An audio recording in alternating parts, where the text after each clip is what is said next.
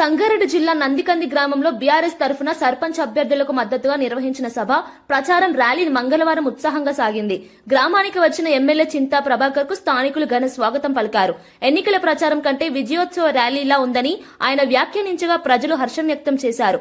ఈ సందర్భంగా చింతా ప్రభాకర్ మాట్లాడుతూ 2009 నుంచి నందికంది గ్రామ ప్రజలు తనకు అండగా నిలిచి భారీ మెజార్టీలతో గెలిపిస్తున్నారని, ఇందుకు గ్రామస్తులకు తల వంచి నమస్కరిస్తున్నానని చెప్పారు. మాయ మాటలతో ప్రజలను మోసం చేసిన రేవంత్ రెడ్డి సర్కార్కు ఈ పంచాయతీ ఎన్నికల్లో గుణపాఠం చెప్పే సమయం వచ్చిందన్నారు. బీఆర్ఎస్ పార్టీ బలపరిచిన సర్పంచ్, వార్డు సభ్యులను గెలిపించి గ్రామాభివృద్ధికి దోహదం చేయాలని పిలుపునిచ్చారు. 1 గంట దాకా ఎన్నికలు జరుగుతాయి. 1 గంట నుంచి 2 గంటల దాకా లంచ్ చేసి మళ్ళీ రిజల్ట్ చెప్తారు. ఎవరు మర్చిపోవద్దు. మా అక్కలందరినీ చూస్తూ ఉంటే చాలా సంతోషం అనిపిస్తా ఉన్నది. బతుకమ్మ పండుగ రోజు, దసరా రోజు ఎట్లా వచ్చిండ్రో మా నందికంద గ్రామ అక్క చెల్లెళ్ళందరూ కూడా మీరందరూ వచ్చి మా రాజన్నను దీవించి భారీ మెజార్టీతో గెలిపించాలని మా యువకులకు ప్రతి యువకుడు కూడా చైతన్యపరిచి అమూల్యమైనటువంటి మీ ఓటును వినియోగించుకొని మీతో పాటు నాణ్యమైనటువంటి ఓట్లు వేయించాలని మనస్ఫూర్తిగా కోరుకుంటూ ఈ అవకాశం ఇచ్చినందుకు, రాజన్న నన్ను ఇంత దూరం మా చింతా ప్రభాకర్ అన్న పిలిచినందుకు మీరందరూ భారీ మెజార్టీతో రాజన్నను గెలిపించాలని మనస్ఫూర్తిగా కోరుకుంటా ఉన్నా. జై తెలంగాణ. హృదయపూర్వకంగా నమస్కారాలు. జై తెలంగాణ.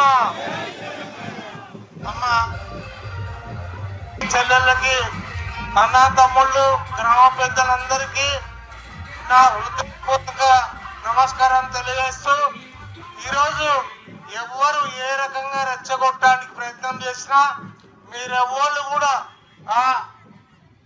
రెచ్చిపోవద్దని నేను మనస్ఫూర్తిగా మిమ్మల్ని కోరుకుంటూ, మరి 11వ తారీఖు నాడు, ఇందాక చెప్పిండు, 11వ తారీఖు నాడు 7 గంటల నుంచి పోలింగ్ స్టార్ట్ అవుతుంది. 1 గంటకి ఆ పోలింగ్ పూర్తయిపోతుంది. 1 గంట నుంచి 2 గంటల వరకు లంచ్ కార్యక్రమం ఉంటుంది. మరి లంచ్ తర్వాత కౌంటింగ్ స్టార్ట్ అయ్యి మరి ఇదే ఉత్సాహంతో ఆ రోజు మళ్ళా విజయోత్సవ ర్యాలీ మనం చేసుకోవాల్సిందిగా అందరినీ సమన్వయంగా కోరుతూ,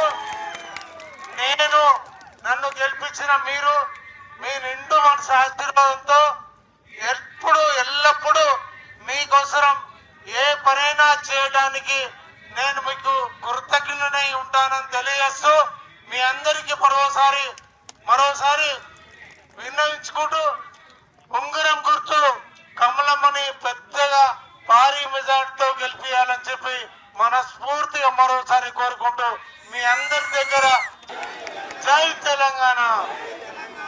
మనకి